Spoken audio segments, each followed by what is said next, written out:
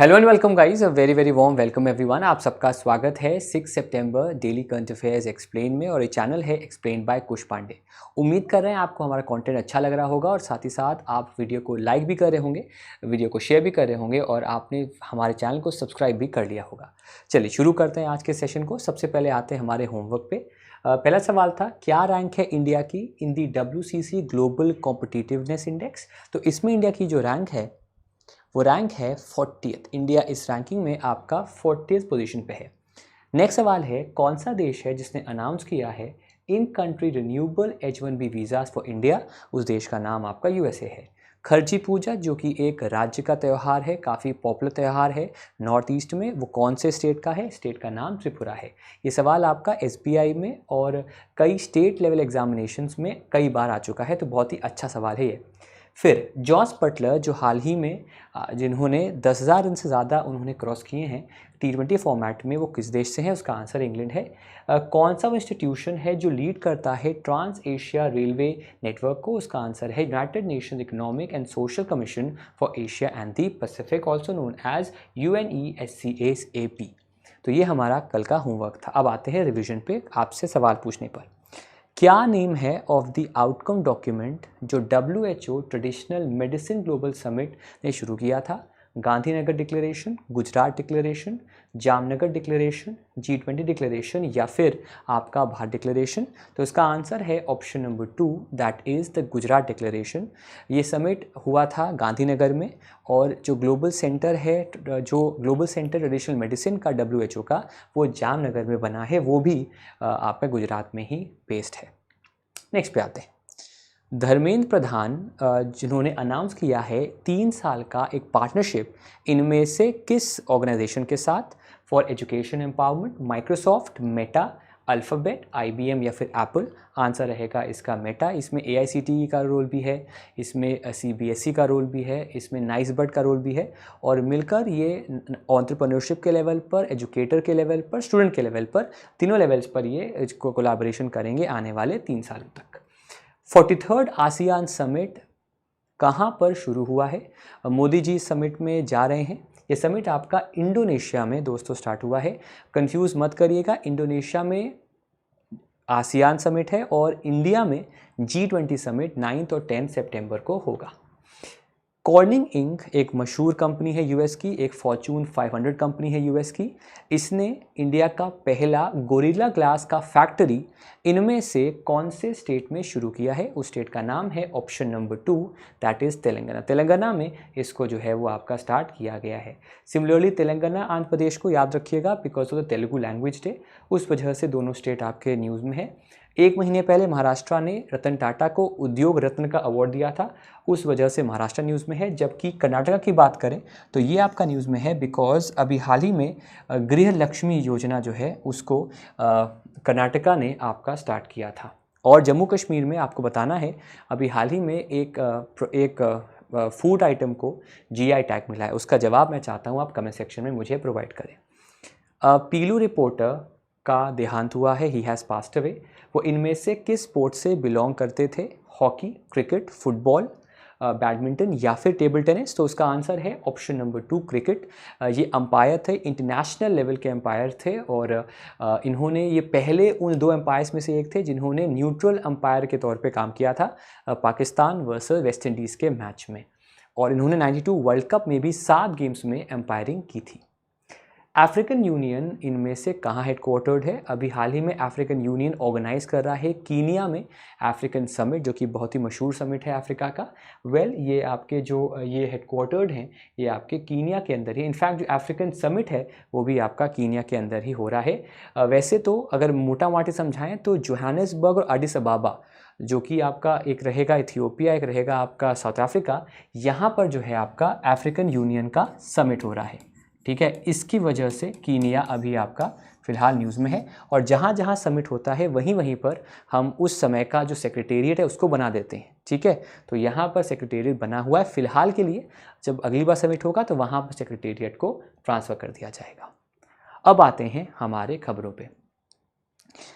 सबसे पहली खबर बहुत ऑब्वियस ही है। अगर आप सोशल मीडिया पे हैं, अगर आपने कल के दिन एक बार भी यूट्यूब पे न्यूज़ चैनल्स को ओपन किया होगा या टीवी पे ओपन किया होगा, तो ये खबर ज़रूर आई होगी कि एक बहस छिड़ी हुई है कि जो हमारा देश है इसका नाम अब भारत हो जाएगा और इसे हम भारत के नाम से संबोधित करेंगे।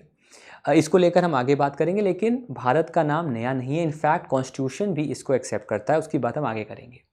दूसरा है जल जीवन मिशन का एक कारनामा सामने आया है।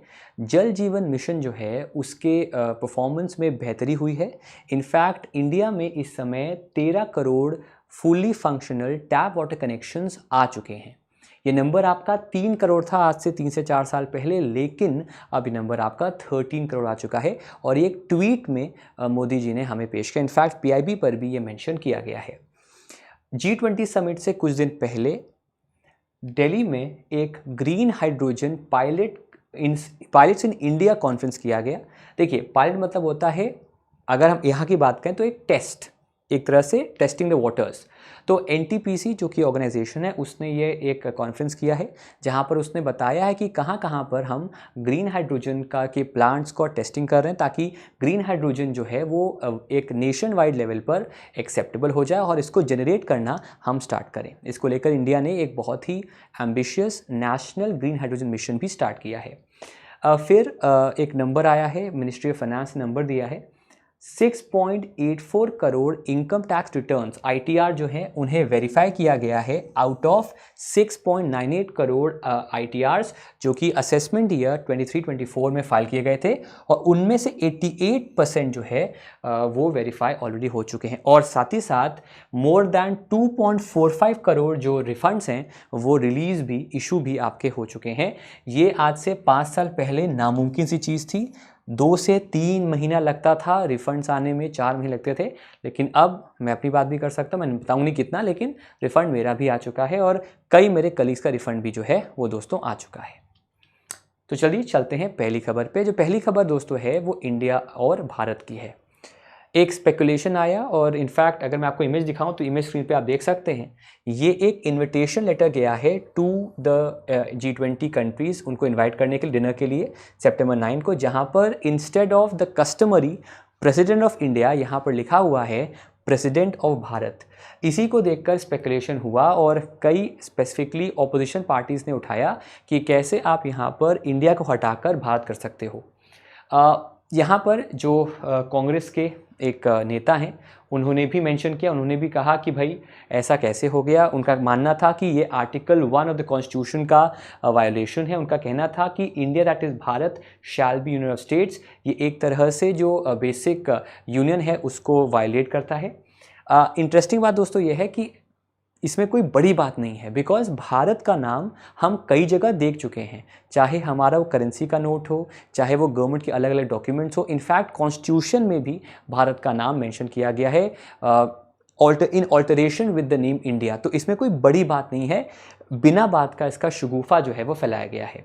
अगर मैं आपको एग्जांपल दूं कि इससे पहले भी भारत को नाम को लेकर काफ़ी इश्यूज़ हुए हैं। इनफैक्ट इश्यूज़ नहीं कहूँगा, काफ़ी मुद्दे उठाए गए हैं। फॉर एग्जांपल जून 2020 में जो सुप्रीम कोर्ट है उसने एक पब्लिक इंटरेस्ट लिटिगेशन को रिजेक्ट किया था, जिसमें पीआईएल का मानना था कि इंडिया फ्रॉम द कॉन्स्टिट्यूशन जो है उसको रिमूव किया जाए और सिर्फ भारत को संविधान में रखा जाए, और इसको कॉन्स्टिट्यूशन ने आपका नहीं माना। तो ये पहले भी ऑलरेडी हो चुका है। अब अगर मैं आपको ब्रीफ में समझाऊं इतिहास क्या है भारत का, तो भारत जो शब्द है, जो ये वर्ड है, ये वर्ड का मेंशन पुराणों में और ख़ास तौर पे महाभारत की कथा में भी किया गया है। महाभारत में एक आदि पर्व नाम का एक उसका खंड है, एक उसका डिवीज़न है, जहाँ पर भारत का मेंशन किया गया है। इनफैक्ट दुष्यंत करके राजा थे जो कौरवों और पांडवों के पूर्वज थे, उनके प्रेडेसेसर थे। वो एक जंगल में जाते हैं और उनको वहाँ पर शकुंतला जी दिखती हैं जो कि एक वुंडेड डियर को देखभाल कर रही होती हैं। उनको उनसे मोह हो जाता है, प्यार हो जाता है और वो उनसे गंधर्व जो ट्रेडिशन है उस बेसिस पर उनसे शादी कर लेते हैं। अभी शकुंतला जी वहाँ से ट्रैवल नहीं करना चाहती क्योंकि वहाँ पर उन्हें संत महात्माओं की सेवा करनी है। तो उनको वो एक रिंग देते हैं, उनसे कहते हैं कि जब तुम्हारा मन करे मेरे आ जाना और ये रिंग लेके ज़रूर आ जाना। जब ये बात चलती है वहाँ के एक संत महात्मा को, तो उनको श्राप देते हैं कि तुम्हें तुम्हारा जिससे तुम्हारी शादी हुई है वो तुम्हें भूल जाएगा। लेकिन आगे चलकर उस श्राप को थोड़ा कम करते हैं, उनसे बोलते हैं कि अगर तुम अपना कोई पर्सनल बिलोंगिंग दिखाओगी, फॉर एग्जांपल अगर तुम्हें रिंग दिखाओगी, तो वो जो राजा हैं वो उनको याद हो जाएगा जिनसे तुम्हें मोह है, और तुम वहाँ पर जा सकती हो। जब वो वापस ट्रैवल करती हैं, जब वो जा रही होती हैं मिलने दुष्यंत राजा से, तो उनकी जो रिंग होती है उस सैर में उसे एक मछली खा जाती है या निगल लेती है, और फिर वो जाहिर सी बात है नहीं जा सकती, और वो बहुत ही पशुपेश फंस जाती हैं। इससे कुछ समय बाद एक मछुआरा उस मछली को पकड़ता है, और जब उसको काटता है तो उसमें वो रिंग दिखती है जिस रिंग को वो राजा को दिखाता है, और राजा को भी सब याद आ जाता है कि मेरी एक पत्नी है। और फिर इनका मिलन होता है, और मिलन होने से पहले जब वो जाते हैं जंगल में उस जगह मिलने शकुंतला से, तो उनको एक लड़का दिखता है, लड़का नहीं कहूँगा, एक बच्चा दिखता है जो कि शेर के दांत गिन रहा होता है। उस बच्चे का नाम दोस्तों भारत होता है, और आगे चलकर उनकी जो वंश है उसको वो आगे बढ़ाता है।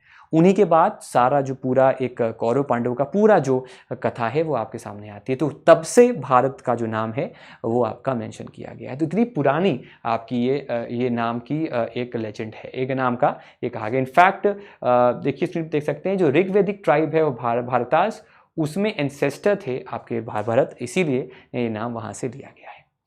पुराण में कहा गया है कि भारत इज अ लैंड, एक ज़मीन है, एक एरिया है जो कि sea in the south and the abode of snow in the north, उसमें ये पाया जाता है। और उसका अगर हम लोकेशन करें तो वो जो हमारा करंट कंट्री है इंडिया या भारत, वहीं पड़ेगा। ठीक है, इनफैक्ट हाँ वहीं पड़ेगा। अब आते हैं दूसरी खबर पे। जल जीवन मिशन का डेटा सामने आया है, इस डेटा को पेश किया, इनफैक्ट सोशल मीडिया पे इसको ट्वीट किया मोदी जी ने भी, और इस डेटा में कॉन्ग्रेचुलेट किया है पीपल और देश के लोगों को कि जो number of tap water connections हैं उनमें बढ़ोतरी हुई है। 13 करोड़ का ये मार्क है आपका, जो सिर्फ 3 करोड़ था आज से 4 साल पहले। उनका उस डेटा में और पीआईबी पे रिपोर्ट भी हुआ कि हर दिन जनवरी 2023 से 87,500 टैप कनेक्शंस जो हैं वो आपके लग रहे हैं, जो कि एक अमेजिंग फीट है। और इसमें मेरा प्रदेश, उत्तर प्रदेश जो है वो प्रोग्रेस कर रहा है, जहां पर 61 lakh functional house hold tap water connection जो हैं वो जनवरी 2023 से अब तक लग चुके हैं। तो इसमें यूपी ने एक तरह से परफॉर्मेंस वाइज बेहतर किया है। यहाँ पर कंफ्यूज मत होना, परफॉर्मेंस परसेंटेज इंक्रीज की बात हो रही है, लेकिन अगर हम बात करें कौन से ऐसे स्टेट हैं जहां पर 100% टैप वाटर कनेक्शंस हैं, या जिन स्टेट्स को नाम दिया गया है हर घर जल स्टेट, जहां हर एक खासतौर पे ग्रामीण घर में एक टैप वाटर कनेक्शंस तो है, तो उस कैटेगरी में देखें तो 6 स्टेट्स आपके आते हैं, जिनमें गोवा, तेलंगाना, हरियाणा, गुजरात, पंजाब, हिमाचल प्रदेश आते हैं, 3 यूटीज आते हैं, पुडुचेरी, दमन एंड दीव, दादरा नगर हवेली जो एक साथ हो गए हैं अब, और अंडमान निकोबार आइलैंड, जहां पर कि 100% का कवरेज देखा गया है। इंडिया की बात करें तो इंडिया में 145 ऐसे डिस्ट्रिक्ट्स हैं और 1,86,818 ऐसे विलेजेस हैं जो अब 100% जहां पर इसका कवरेज हो चुका है। और इसका मोटो है सबका साथ, सबका विकास, सबका विश्वास और सबका प्रयास। और इसी मिशन का मेन मकसद है कि जो सस्टेनेबल डेवलपमेंट गोल 6 है, जो कि है equitable and safe water for all, उस गोल को ये अचीव कर रहा है। ये मैं बता चुका कई बार कि 17 गोल्स हैं सस्टेनेबल डेवलपमेंट गोल्स में, जिन्हें हमें 2030 तक अचीव करना है। तो उस कड़ी में ये बहुत बड़ा कदम यहाँ पर हमने देखा है।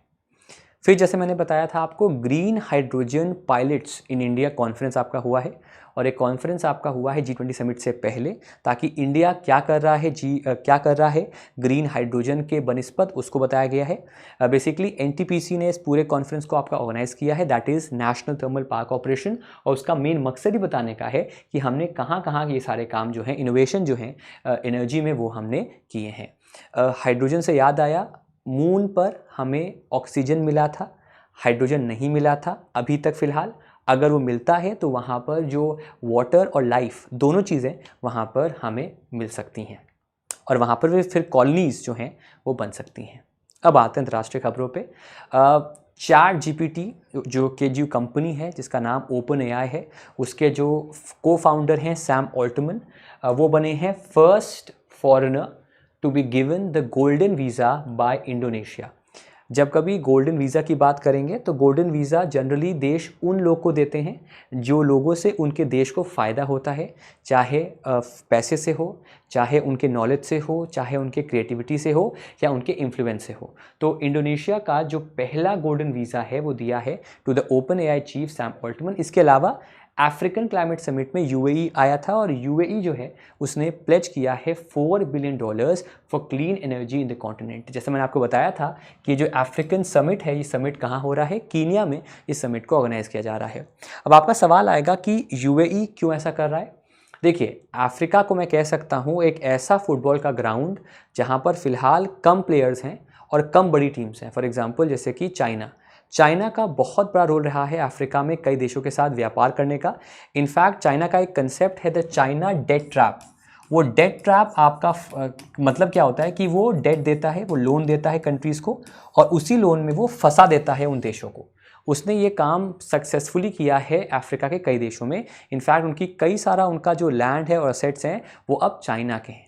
यही काम वो पाकिस्तान में कर रहा है। जब पाकिस्तान में जो चाइना पाकिस्तान इकोनॉमिक कॉरिडोर जो बना रहा है सीपेक, उसमें भी सेम काम कर रहा है। यही काम उसने किया था श्रीलंका में, जहाँ पर हम्बन टोटा, ये वर्ड अगर आप क्रिकेट के फ़ैन हैं तो ये वर्ड आपने पिछले कुछ टाइम से सुना होगा, बिकॉज ऐसा कहा गया था कि जो एशिया कप के सुपर 4 के मैचेस हैं वो आपके कोलंबस शिफ्ट करके हम्बन टोटा में कर दिए गए हैं। लेकिन फिर खबर आई कि पाकिस्तान वाले नहीं माने, तो हमने भी नहीं कहा, हमने बिल्कुल नहीं कहा तो उसी मान जाओ। हमने कहा ठीक है, कोलंबो मैच होगा। तो हम्बन टोटा जो है पोर्ट है श्रीलंका में, जो एक तरह से अब जागीर हो गई है, एक तरह से ओनरशिप उसका हो गया है चाइना के पास, बिकॉज 99 ईयर्स का लोन दिया था, जो लोन वो चुकता नहीं कर पाए और ऑटोमेटिकली ये जो पोर्ट है वो अब चाइनीज़ कंट्रोल के अंडर आ चुका है। तो दोस्तों ये खबर थी। फिर आते हैं साइंस एंड टेक्नोलॉजी पे।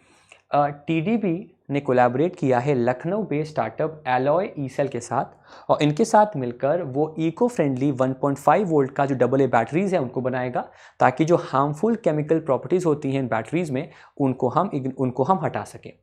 फिर चाइना में दोस्तों एक यूनिक, एक बहुत ही मिस्टीरियस अतरंगी एक मरीन बैक्टीरिया पाया गया। इसका नाम है आपका पोरीफेरीस्फेरा हेटेरोटोट्रोफिसिस, जिसे पाया गया है। ये क्या करता है इसकी बात हम आगे करेंगे। तो पहले आते हैं टीडीपी पे।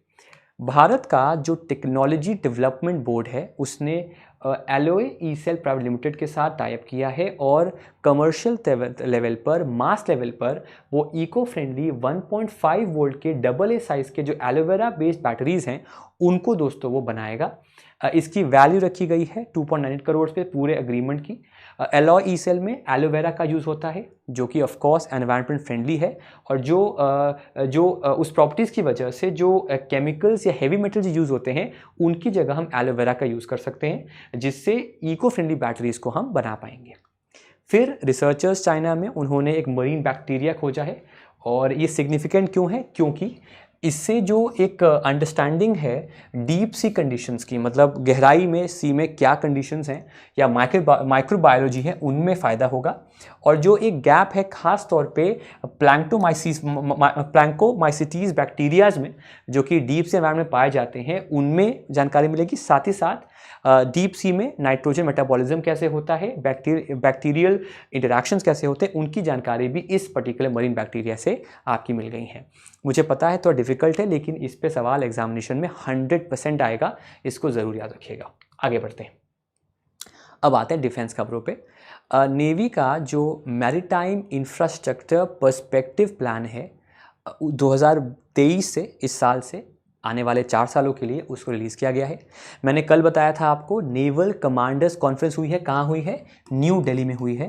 वहाँ पर इस इनिशिएटिव को दोस्तों जो है वो आपका लिया गया है, अगर आपको याद होगा तो उसी के दौरान इसको डिस्कस किया गया है। अब ये जो आपका इंफ्रास्ट्रक्चर प्लान है, आइए दिखाते हैं आपको स्क्रीन पे। ये प्लान को रिलीज़ किया भारत के minister of state for defence. देखो, मिनिस्टर ऑफ डिफेंस क्या होता है, मिनिस्टर ऑफ स्टेट क्या होता है? एक जूनियर मिनिस्टर जिसके ऊपर एक कैबिनेट मंत्री होता है।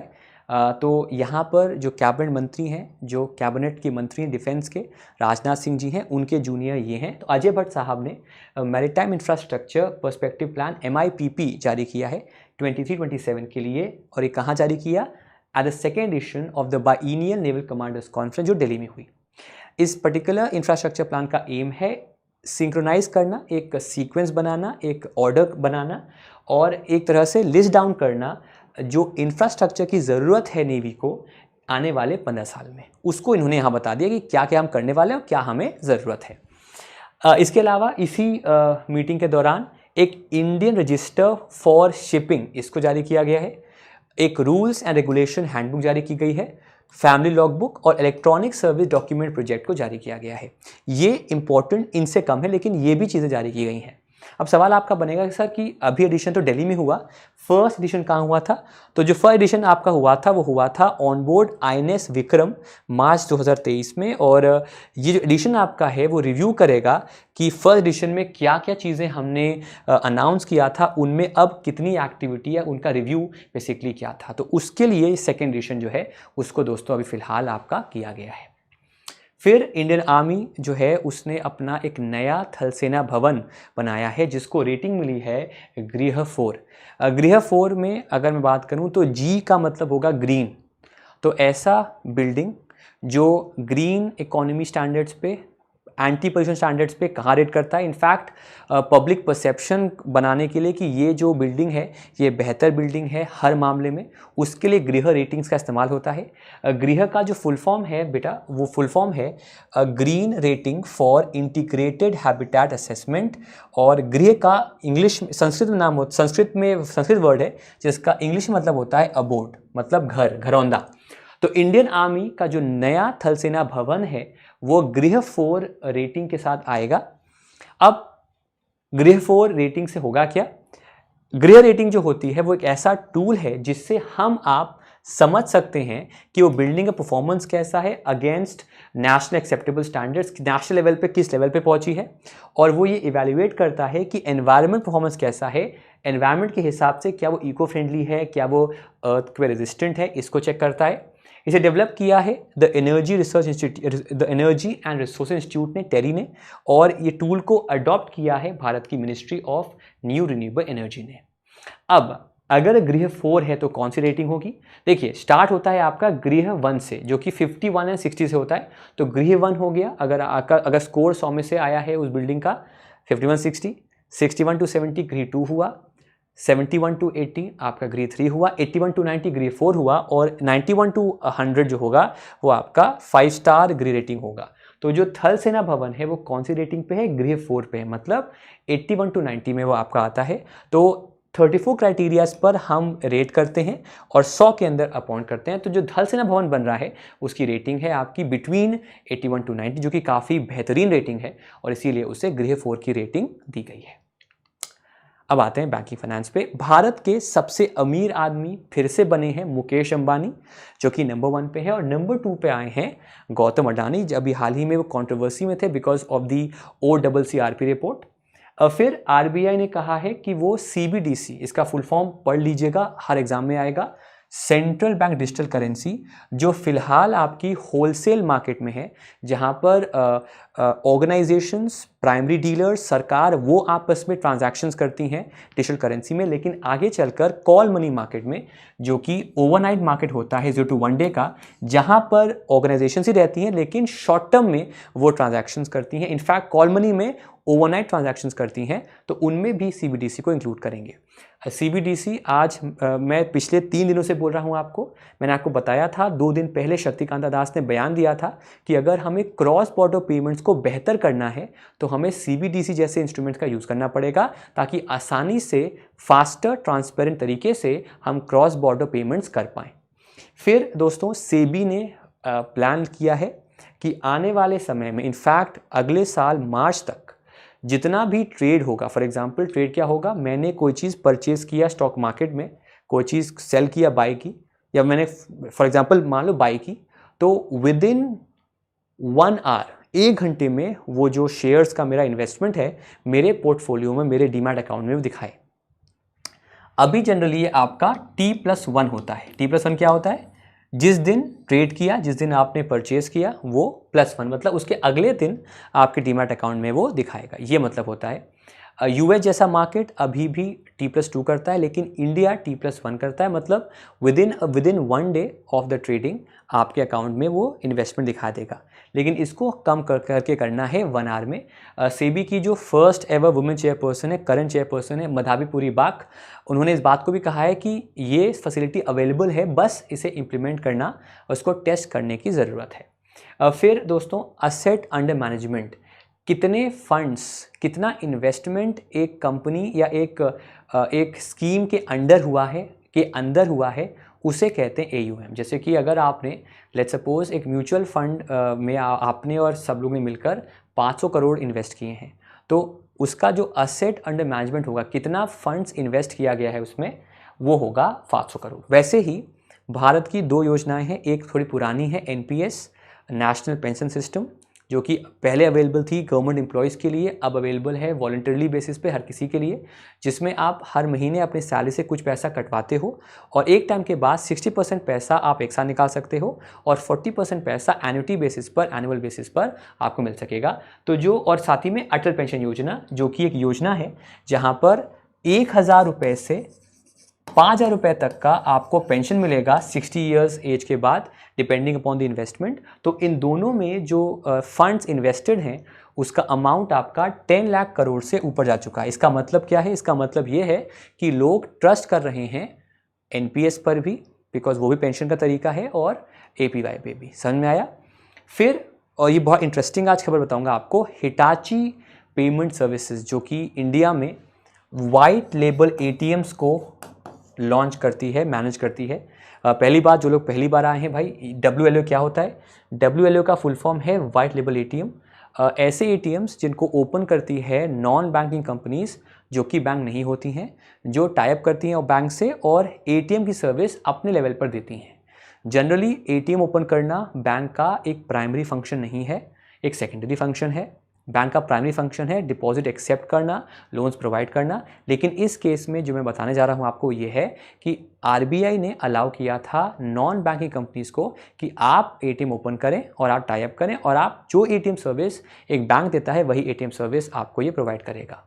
बेसिक डिफरेंस की बात करें तो इन ATMs में बैंक का रोल नहीं होता, सिर्फ बैंक का टाई अप होता है। इनफैक्ट इनकी जो ब्रांडिंग होती है, जो बाहर का लोगो होता है, वो इनका होता है। जैसे कि एक नाम सुना होगा आपने, इंडी कैश।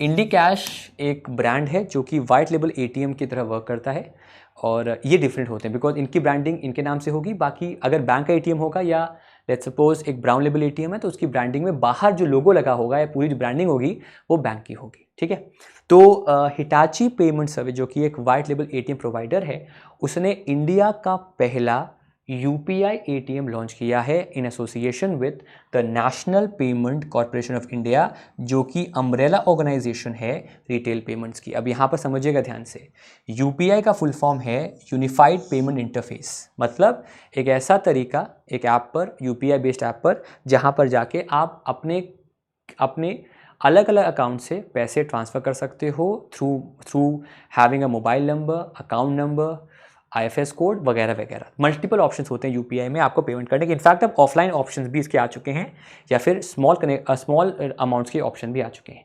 तो इंडिया का जो पहला UPI ATM है, इसका मतलब समझिए, इसका मतलब ये कि आपको अब ATM कार्ड नहीं ले जाना है, अब आपको बस ATM में जाना है और स्कैन करना है और आपका काम हो जाएगा। तो उसको लेकर ये पूरा काम आपका दोस्तों हुआ है। तो पहले बात करते हैं मुकेश अंबानी की दोस्तों। मुकेश अंबानी जो कि सर्वे सर्वा हैं, he is the leader of Reliance industries. उनकी वर्थ है $99.7 बिलियन, और अडानी की जो वर्थ है दैट इज़ $63.7 बिलियन। जो चेयरमैन अडानी ग्रुप के हैं वो नंबर 2 पे हैं। नंबर 3 पे हैं जो मिस्त्री फैमिली है ऑफ शापूरजी पैलेंजी ग्रुप। इनके ही जो एक तरह से जो इन्हीं की फैमिली के साइरस मिस्ट्री जो थे, जो एक समय टाटा सन्स के चेयरमैन भी थे, उनका कुछ साल पहले डेथ हुआ था, एक्सीडेंट में डेथ हुई थी। उनकी बहुत ही बेशकीमती कार थी जिसमें वो ट्रैवल कर रहे थे, और उसका एक्सीडेंट हो गया था। तो उस वजह से वो दोस्तों जो हैं वो न्यूज़ में था। तो उन्हीं ग्रुप को, उनकी वर्थ है 3rd नंबर पे आते हैं। और पूनावाला फैमिली जिसके जो कि ओनर हैं ऑफ द सेरम फार्मास्यूटिकल, जिन्होंने बनाई थी वैक्सीन इंडिया की कोविड की, उनकी वेल्थ है $32.9 बिलियन, वो 4th नंबर पे आते हैं इन terms of the families worth. फिर दोस्तों आरबीआई ने ऐलान किया है कि वो सीबीडीसी को लॉन्च करेगा कॉल मनी मार्केट में। आरबीआई का मानना है कि वो जो नंबर ऑफ सीबीडीसी ट्रांजैक्शंस हैं रिटेल मार्केट में उसे स्टार्ट करेगा from 20,000 to 25,000 per day in जुलाई, जिसको इंक्रीज़ करके वो करेगा 1 million by the end of this year.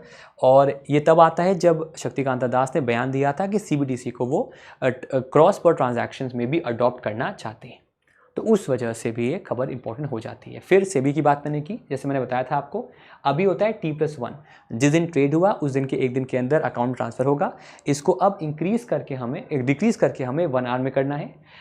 T+1 में क्या होता है कि सिक्योरिटीज़ अगले दिन आपके अकाउंट ट्रांसफ़र होती हैं। कई कंट्रीज़ T+2 करती हैं, लेकिन हम विद इन 1 आवर करेंगे।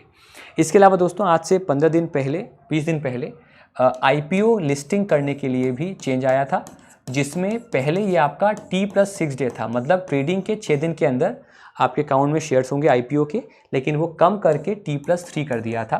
तो उसमें भी कमी आई है और इसमें भी यहाँ पर दोस्तों जो है वो आप कमी देख सकते हैं। फिर असेट अंडर मैनेजमेंट जो है वो आपका क्रॉस किया है 10 lakh crore for NPS and APY। जहाँ पर अगर मैं डिवाइड करूँ तो AUM अंडर APY आपका है 30,051 करोड़ का अगस्त 25 को। और अगर हम NPS लाइट की बात करें, जो एक वेरिएंट NPS का है, उसमें अमाउंट है आपका 5,157 करोड़ का।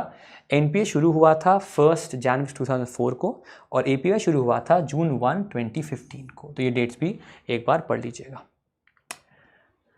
फिर दोस्तों हिटाची पेमेंट्स ने, जो एक वाइट लेबल ATM है, उसने इंडिया का पहला UPI ATM लॉन्च किया है और ये इंडिया का इकलौता वाइट लेबल ATM ऑपरेटर भी है जो एक कैश डिपॉजिट फैसिलिटी, जो कि जनरली ब्राउन लेबल या बैंक लेबल में होती है।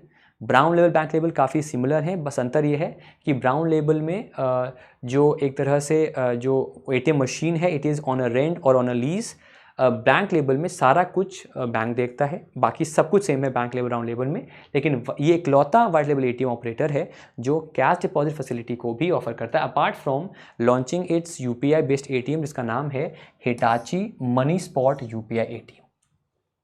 नेक्स्ट पे आते हैं, अब आते हैं स्टेट की खबरों पे दोस्तों। हैदराबाद की एक फर्म है जिसका नाम है ग्रीन रोबोटिक्स। उसने इंडिया का अब तक का पहला artificial intelligence powered anti drone system Indrajaal जो है इसको लॉन्च किया है। ये दुनिया का autonomous wide area counter unmanned aircraft system है।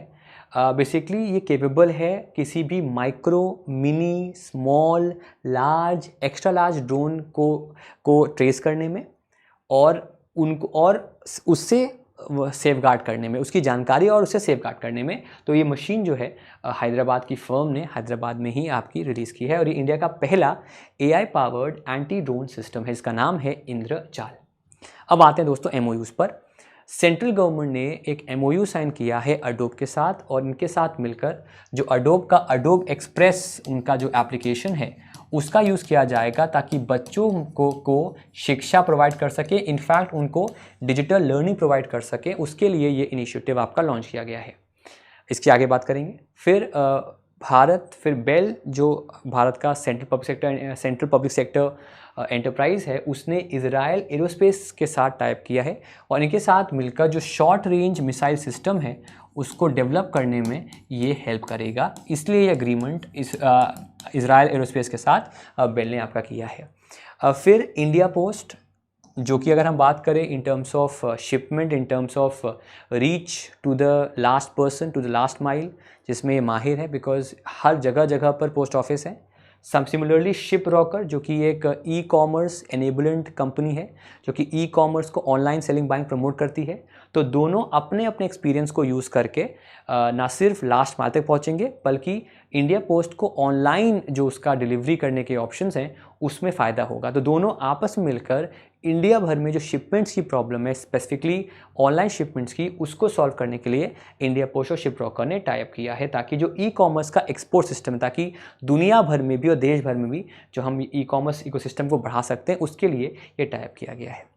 इसके अलावा जो भारत की Indian renewable energy development authority है इरेडा, उसने एमओयू साइन किए हैं यूनियन बैंक ऑफ इंडिया के साथ, बैंक ऑफ बड़ौदा के साथ, और उनके साथ मिलकर जो को फाइनेंसिंग है, मतलब ये तीनों मिलकर लोन्स प्रोवाइड करेंगे, फाइनेंशियल फैसिलिटी प्रोवाइड करेंगे वेरियस रिन्यूएबल एनर्जी प्रोजेक्ट्स को, ताकि इनके थ्रू कई सारे फाइनेंशियल लोन्स, कई सारे long term loans in projects को मिल सकें। और हमारा जो फोकस है, इनका जो फोकस है रेडा का, to make India renewable energy nation, उसमें फ़ायदा हो सके। सबसे पहले आते हैं दोस्तों अडोब के साथ। तो अडोब प्रोवाइड करेगा अडोब एक्सप्रेस को इन क्लासरूम्स में। उसी प्रोग्राम के अंदर वो ट्रेनिंग एंड सर्टिफिकेट प्रोवाइड करेगा डिजिटल लर्निंग का, लिटरेसी का 20 मिलियन स्टूडेंट्स को और करीब 5 लाख टीचर्स को आने वाले सालों में बाय 2027। अगर अडोब की बात करें तो कैलिफोर्निया में इसके हेडक्वार्टर्स हैं, फाउंड हुआ 82 में, और शांतनु नारायण जो हैं वो इसके करंट में चेयरमैन हैं।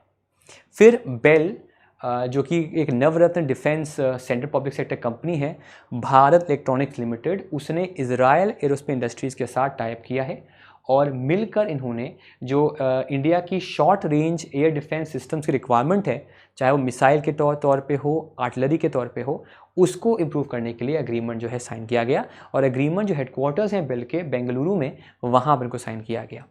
अगर हम बेल की बात करें तो बेल की शुरुआत हुई 54 में, बेंगलुरु में हेडक्वार्टर्स हैं, और करंट में चेयरमैन है भानु प्रकाश श्रीवास्तव।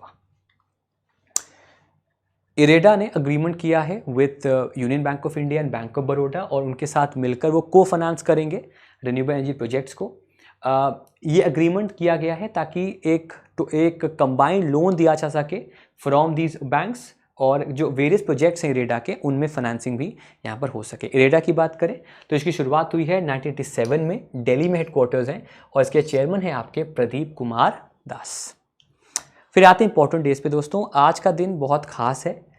ऑन 6 सितंबर 1997 एक फ्यूनरल हुआ था, एक हफ्ते बाद, after the death of princess Diana, और ऐसा कहा जाता है कि अब तक का मोस्ट वॉच्ड फ्यूनरल सेरेमनी है टीवी पर, जिसमें 2.5 बिलियन लोगों ने उस टीवी सेरेमनी को देखा था, और इसमें इंग्लैंड के ग्रेट सिंगर एल्टन जॉन ने भी जो है वो परफॉर्म किया था। तो इस वजह से ये दिन 6 सितंबर का इम्पोर्टेंट हो जाता है। फिर आता है गवर्नमेंट स्कीम पे। दोस्तों भारत के जो चेयरमैन हैं कृषि, khadi and village industries commission के, और जो ministry of small and medium enterprises के अंदर जो आती है, उन्होंने दोस्तों कई तरह के टूल किट्स और मशीनरीज गिफ्ट की हैं या प्रोवाइड किए हैं आर्टिसंस को अंडर दी ग्राम उद्योग विकास योजना। अब ये जो योजना है ये इज़ अ सब पार्ट ऑफ द खादी ग्राम उद्योग विकास योजना। इसका मेन मकसद होता है जो हमारे विलेज इंडस्ट्रीज़ हैं, जो उनको लेकर फैसिलिटीज़ हैं, उनका मॉडर्नाइजेशन ट्रेनिंग है, उनको प्रमोट करना। कई विलेजेस में ये फोकस किया जाता है, और इनमें चाहे वो आर्टिसन हो, अनएम्प्लॉयड यूथ, बेरोजगार युवा हो, सेल्फ हेल्प ग्रुप्स हो, उनको फंडिंग यहाँ पर या टूल्स उनको प्रोवाइड किए जाते हैं। अगर कोई व्यक्ति है जो कि एक ट्रेडिशनल आर्टिसन है, या फिर जिसके पास कोई नॉलेज या स्किल है, उसका एक्सपीरियंस है आर्ट्स एंड क्राफ्ट में, उसको यहाँ पर बेनिफिट दिए जाते हैं, चाहे वो फंड्स के माध्यम से हों या फिर टूल किट्स के माध्यम से हों। तो उसके लिए जो ग्रामोद्योग विकास योजना है उसके अंतर्गत टूल किट जो हैं उनको प्रोवाइड किया गया है। दोस्तों 5 सितंबर को हमने ऑब्जर्व किया टीचर्स डे, तो उसी दिन हमने एक और महान शिक्षक, भारत के महान नेता मदन मोहन मालवीय की भी बात की है। उनको लेकर भारत के जो शिक्षा मंत्री, जो एजुकेशन मिनिस्टर हैं, उन्होंने मालवीय मिशन, जो कि एक टीचर ट्रेनिंग प्रोग्राम है अंडर द यूजीसी, उसको शुरू किया है। बेसिकली इस प्रोग्राम में टीचर्स जो फैकल्टीज़ हैं उनको उनकी कैपेसिटी को इंक्रीज़ किया जाएगा, जो हमारे जितनी भी हमारे हाई एजुकेशन इंस्टीट्यूशंस हैं वहाँ पर। इसके अलावा भारत के जो ह्यूमन रिसोर्स डेवलपमेंट सेंटर्स हैं उनका नाम अब चेंज करके Madan Mohan Malviya teachers training centre रखा जाएगा। ये जो आपका प्रोग्राम है मालवीय मिशन का, ये 2 हफ्ते का ऑनलाइन प्रोग्राम है, जहाँ पर कई थीम्स पे, चाहे वो कोर्स करिकुलम हो, कंटेंट हो, चाहे कैपेसिटी बिल्डिंग हो फैकल्टी मेंबर्स का इन इंस्टीट्यूशंस में, उसको प्रमोट करने के लिए इस प्रोग्राम को शुरू किया गया है। फिर आते हैं स्पोर्ट्स पे। South African wicket keeper, opening batsman Quinton de Kock, जिन्होंने ऑलरेडी टेस्ट क्रिकेट से रिटायरमेंट ले लिया है, अब वो ओडीआई वर्ल्ड कप के बाद जो उनकी ओडीआई क्रिकेट है साउथ अफ्रीका का वो नहीं खेलेंगे। ऐसा कहा जा रहा है कि इंडिया में जनवरी में मैचेस हैं और उनका जो बिग बैश लीग है उसमें ऑलरेडी एक कॉन्ट्रैक्ट हो चुका है और वो एक रीज़न है कि वो इंडिया वापस नहीं आना चाहते या फिर वो ओडीआई क्रिकेट नहीं खेलना चाहते आने वाले समय में। फिर दोस्तों दिव्या देशमुख हैं, चेस प्लेयर हैं, नागपुर महाराष्ट्र से बिलोंग करती हैं। उन्होंने जीता है 2023 का Tata steel chess India women's rapid tournament. तीसरा इनका नाम है डैनियल मेकागहे। ये बेसिकली ऑस्ट्रेलियन ओरिजिन की हैं लेकिन ये कनाडा से खेलेंगी आने वाले T20 क्वालिफायर्स में for the women's T20 world cup 2024, ठीक है।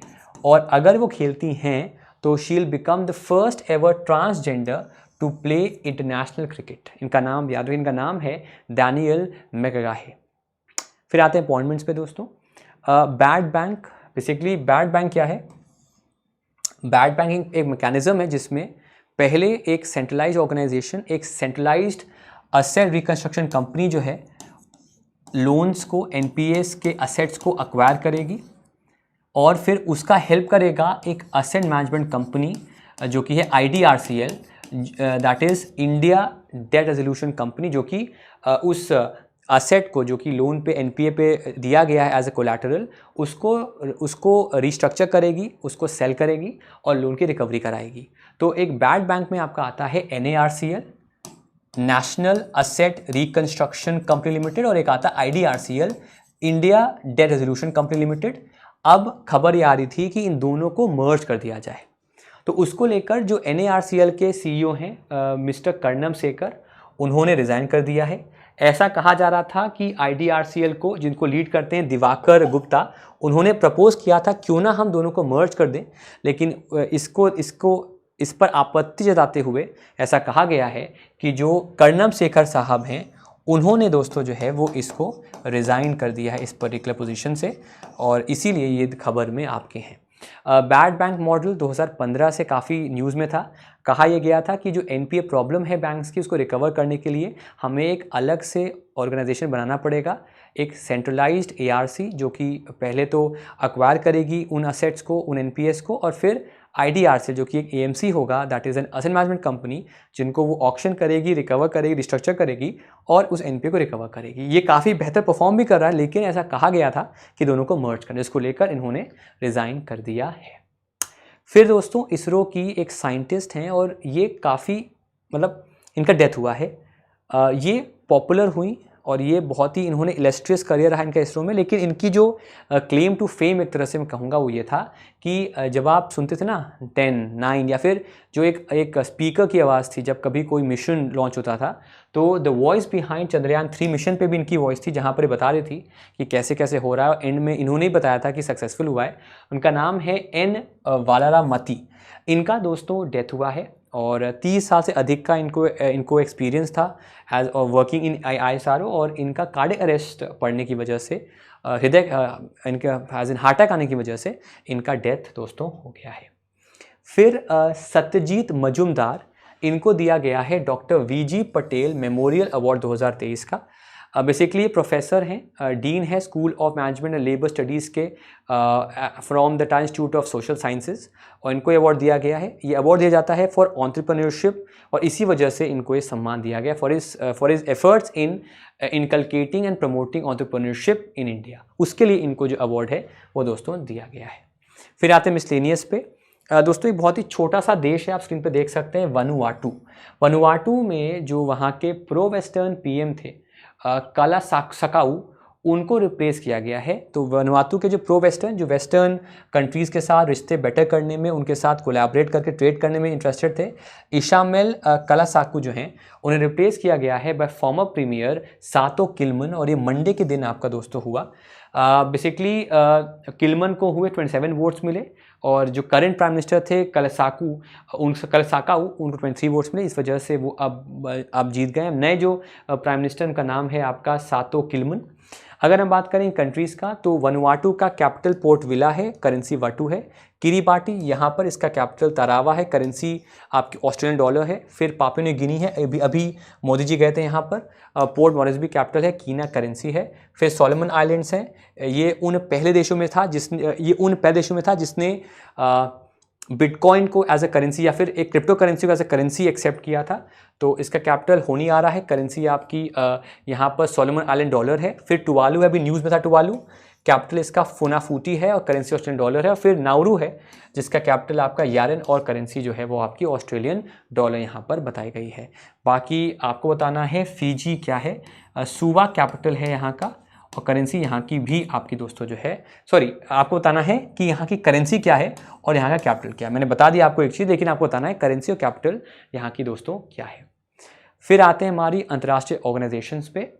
मिनिस्ट्री ऑफ टूरिज्म ने कोलैबोरेट किया है with United Nations World Tourism Organisation के साथ, और इंडिया में जो G20 होने वाला है उसका टूरिज्म और सस्टेनेबल डेवलपमेंट गोल्स का जो डैशबोर्ड है उसको इन्होंने लॉन्च किया है। बेसिकली दोनों ही जो है वो एक बहुत ही एक ऑनलाइन पब्लिक प्लेटफॉर्म प्रोवाइड करते हैं जहां पर जो नॉलेज है regarding the G20 tourism working group उसको बताया जाता है। इसके अलावा जो डैशबोर्ड है दोनों का वो इंसाइट देता है कि इंडिया में कैसे हमने टूरिज्म को सस्टेनेबल बनाया है, कैसे बना रहे हैं, और इनफैक्ट जो नॉलेज शेयरिंग है between UNWTO and G20 tourism working group उसको भी यहाँ पर शेयर किया गया है। अगर UNWTO की बात करें तो इसके हेडक्वार्टर्स आपके मैड्रिड स्पेन में है। ये फाउंड हुआ आपका 1 सितंबर 1975 में। इसकी जो पेरेंट संगठन है उसका नाम है United nation economic and social council. इसके हेड इस समय जो है उनका नाम है जुरब पोलोली काशिवी, वो इनके इस समय हेड बताए जाते हैं। फिर दोस्तों स्टैटिक जीके पे आते हैं। एक 10 साल का बच्चा था जिसको एक टाइगर अटैक में उसकी डेथ हो गई है, और ये अटैक हुआ है at the Metikuppe wildlife range जो कि नगर होले टाइगर रिजर्व में है। अब ये जो नागर होले टाइगर रिजर्व है या नगर होल टाइगर रिजर्व है कहाँ पर, ये बेसिकली आपका मैसूरू और कोडागू जो डिस्ट्रिक्ट कर्नाटका में वहाँ पर है, और वहीं पर एक छोटी नदी है उसके नाम पर इसका नाम दिया गया है। बेसिकली इसकी बाउंड्रीज पे इसके सदर्न साइड में साउथ ईस्टर्न साइड में बांदीपुर टाइगर रिजर्व है, और Wayanad wild life sanctuary Kerala की साउथ वेस्ट में है, और ये नीलगिरी बायोस्फीयर रिजर्व का हिस्सा बनता है। इतिहास की बात करें तो पहले ये एक गेमिंग ग्राउंड था जहाँ पर हंटिंग होती थी, शिकार होता था। उसके बाद 55 में इसे कन्वर्ट किया गया as a wildlife century, वहाँ का जो कुर्ग स्टेट था वहाँ पर, और फिर 1988 में it became national park, and then in 1999 it became a tiger reserve, sorry 1988 में, और फिर 1999 में टाइगर रिजर्व। हैबिटेट की बात करें तो यहाँ पर आपको ढोल मिलेंगे, यहाँ पर आपको अलग अलग जानवर यहाँ मिलेंगे, फॉर एग्जांपल उनको यहाँ पर काफ़ी तादाद में हम पा सकते हैं। इसके अलावा फ्लोरा फौना बात करें तो यहाँ पर फैम्बीफैलोस हैं जिनका नाम हर्डलू है, टीकवुड है, सैंडलवुड है। जानवरों में आपका टाइगर है, लेपर्ड है, एशियाटिक वाइल्ड डॉग है, स्लॉथ बियर, ये सारी चीज़ें यहाँ पर दोस्तों जो है वो आपकी पाई जाती हैं। अब आते हैं हमारे आज के होमवर्क पे। कौन सा वो यूनियन मिनिस्ट्री है जिसने लॉन्च किया है scheme for expansion modernisation of fire services in the state. कौन सा टर्म रिफर किया जाता है to work the case when certain birds opt to separate from the current partners and find new mats.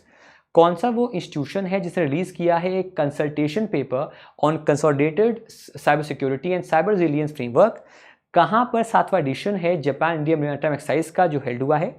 Kent जो कि एक giant hand axes of prehistoric period, वो excavate कहाँ पर किस कंट्री में किए गए हैं।